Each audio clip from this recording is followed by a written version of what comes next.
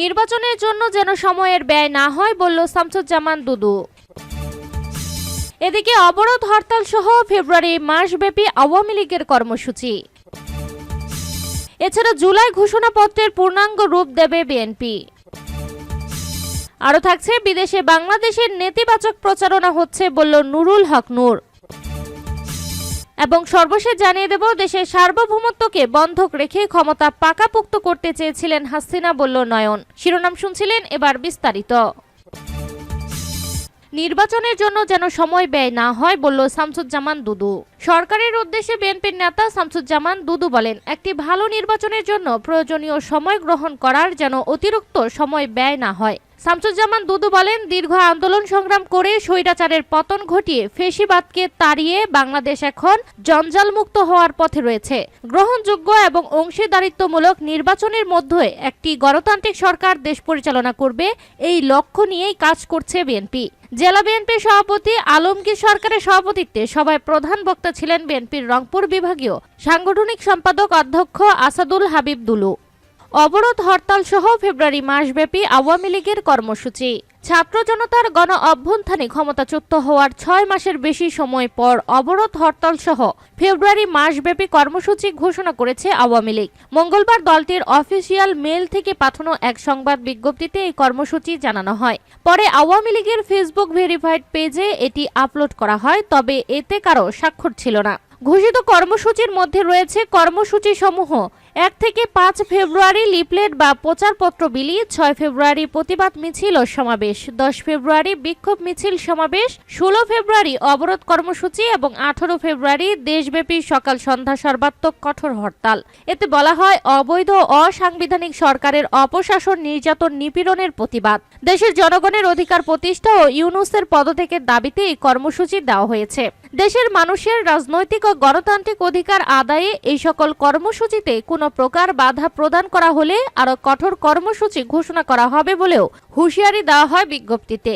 মাসব্যাপী এই কর্মসূচির কারণ হিসেবে শেখ হাসিনা সহ অন্যান্যদের বিরুদ্ধে মিথ্যা হত্যা মামলা দায়ের করার দাবি করে এই মামলা সহ অন্যান্য মামলার প্রত্যাহার এবং প্রহসনমূলক বিচার বন্ধ সহ আরও কিছু কারণ উল্লেখ করা হয়। প্রেস বিজ্ঞপ্তিতে মুক্তিযুদ্ধে বিজয়ী বাংলাদেশ আজ ক্ষত বিক্ষত, রক্তাক্ত জনপদ অভিযোগ করে বলা হয়, অবৈধ অসাংবিধানিক জোরপূর্বক ক্ষমতা দখলদার, ইতিহাসের জঘন্যতম রক্তপিপাসু ফ্যাসিস্ট ইউনূস ও তার দোসরদের সীমাহীন ধ্বংসযজ্ঞ ও তাণ্ডবে 30 লক্ষ শহীদের আত্মত্যাগ এবং 2 লাখ মা বোনের সম্ভ্রমহানির বিনিময়ে অর্জিত প্রাণপ্রিয় মাতৃভূমি আজ প্রতিহিংসার দাবানলে দাউ দাউ করে চলছে। উগ্র জঙ্গিবাদের পৃষ্ঠপোষকতার দোসরদের হাটাও ও বাংলাদেশ বাঁচাও। দেশের গণতন্ত্র আজ নির্বাসিত, মানবাধিকার আজ ভূলিষ্ঠিত, গণমাধ্যমের স্বাধীনতা লুপ্ত, মুক্তিযুদ্ধের চেতনা ও মূল্যবোধ সুসম্মত। স্থায়ী কমিটি সভা, জুলাই ঘোষণাপত্রে পূর্ণাঙ্গ রূপ দেবে বিএনপি। ৭১-এর মুক্তিযুদ্ধকে ভিত্তি করে জুলাই বিপ্লবে ঘোষণাপত্রকে পরিমার্জন করে তা চূড়ান্ত করবে বিএনপি। এরই মধ্যে ছাত্রদের দেওয়া ও ঘোষণাপত্রের খসড়ায় 1 দফা সংশোধন আনা হয়েছে। আজ বুধবার আবার স্থায়ী কমিটির বৈঠক হওয়ার কথা রয়েছে। এই বৈঠকে ঘোষণাপত্রে সংশোধিত খসড়া চূড়ান্ত করে পরে শরিকদের সঙ্গে আলোচনা করে ঐক্যমত্যের ভিত্তিতে সরকারের কাছে তা তুলে ধরবে বিএনপি। এছাড়া বিএনপির রমজানকে সামনে রেখে দ্রব্যমূল্য কমানো, নির্বাচন ও গণতান্ত্রিক স্থিতিশীলতা ফিরিয়ে আনতে আগামী ফেব্রুয়ারিতে কর্মসূচি দেওয়ার পরিকল্পনা নিয়েছে। গত সোমবার রাতে দলটির নীতি নির্ধারণীয় সর্বোচ্চ পর্যায় জাতীয় স্থায়ী কমিটির সভায় এমন সিদ্ধান্ত নেওয়া হয়। গুলশানে বিএনপি চেয়ারপারসনের কার্যালয়ে এই বৈঠকে দলের ভারপ্রাপ্ত চেয়ারম্যান তারেক রহমান লন্ডন থেকে ভার্চুয়ালি সংযুক্ত হয়ে সভাপতিত্ব করেন। বিএনপির কয়েকজন নীতি নির্ধারকদের সঙ্গে কথা বলে জানা গেছে, জুলাই বিপ্লবের ঘোষণাপত্র নিয়ে প্রশ্ন থাকলেও ছাত্রদের এই উদ্যোগকে একেবারে অগ্রাহ্য করতে চায় না বিএনপি। এজন্য ছাত্ররা ওই ঘোষণাপত্রের যে খসড়া বিএনপির কাছে পাঠিয়েছে তা নিয়ে তারা আলোচনা করেছেন। সেখানে কোনো ধরনের পরিবর্ধন আনা যায় সেগুলো নিয়ে দলের ভেতরে কাজ চলছে। বৈঠক সূত্রে জানা যায়, এতে বিএনপির নীতি নির্ধারকেরা অভিমত দিয়েছেন। খসড়া ঘোষণাপত্রে ছাত্রদের পক্ষ থেকে ৭২ সংবিধানের মূল নীতি বাতিলের ব্যাপারে যে কথা বলা হচ্ছে সেটি যুক্তিসঙ্গত নয়। তারা মনে করেন মুক্তিযুদ্ধই হবে বাংলাদেশের ভিত্তি, এরপরে বাংলাদেশে আরও অনেক অর্জন হয়েছে, ওগুলো রেখেই ঘোষণাপত্র তৈরি করতে হবে। এরই মধ্যে খসড়া ঘোষণাপত্র সংশোধন করেছে দলটি। আজ বুধবার জরুরি ভিত্তিতে আবারও স্থায়ী কমিটির বৈঠক হওয়ার কথা রয়েছে, সেখানে এগুলো চূড়ান্ত হবে। এরপর সংশোধনকৃত খসড়া নিয়ে যুগপথের শরিকদের সঙ্গে আলোচনা করবে। পরে এই ইস্যু নিয়ে সরকার আলোচনা ডাকলে শরিকদের সঙ্গে ঐক্যমত্যের ভিত্তিতে তৈরিকৃত খসড়া সেখানে তুলে ধরবে বিএনপি। ছাত্রদের খসড়া ঘোষণাপত্রে বলা হয়েছে এটি 2024 সালের 5 আগস্ট থেকে কার্যকর বলে ধরে নেওয়া হবে। তবে বিএনপির নীতি নির্ধারকেরা বৈঠকে বলেছে এটা এভাবে দেওয়ার কোনো সুযোগ আছে বলে মনে করে না, এটা অপ্রয়োজনীয়।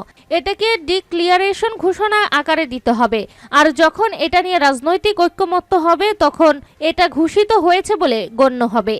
বিদেশে বাংলাদেশের নেতিবাচক প্রচারণা হচ্ছে বলল নুরুল হক নূর। বিদেশে নেতিবাচকভাবে তুলে ধরা হচ্ছে যে দেশে মৌলবাদের উত্থান হচ্ছে বলে মন্তব্য করেছে গণ অধিকার পরিষদের সভাপতি নুরুল হক নূর। নুরুল হক নূর বলেন, চলচ্চিত্রের নায়িকা মেহজাবিন চট্টগ্রামে শোরুম উদ্বোধন করতে গিয়েছেন, সেখানে তৌহিদি জনতার ব্যানারে নাকি তা করতে দেয়নি। পরিমণিও নাকি কোথাও শোরুম উদ্বোধন করতে গেছেন, সেখানেও নাকি বাধা দেওয়া হচ্ছে। দুটো ছোট ঘটনা হলেও এর প্রভাব বেশি। বিদেশে নেতিবাচকভাবে তুলে ধরা হচ্ছে যে এখানে মৌলবাদের উত্থান হচ্ছে, ইসলামপন্থীরা ক্ষমতায় আসবে। তৌহিদি জনতার ব্যানারে কে কখন দাঁড়ায় কিছুই বলা যায় না। গোয়েন্দারাও তৌহিদি জনতার নামে কাউকে মাঠে নামাতে পারে, কারণ এই ধরনের পরিস্থিতিতে ষড়যন্ত্র চলবে।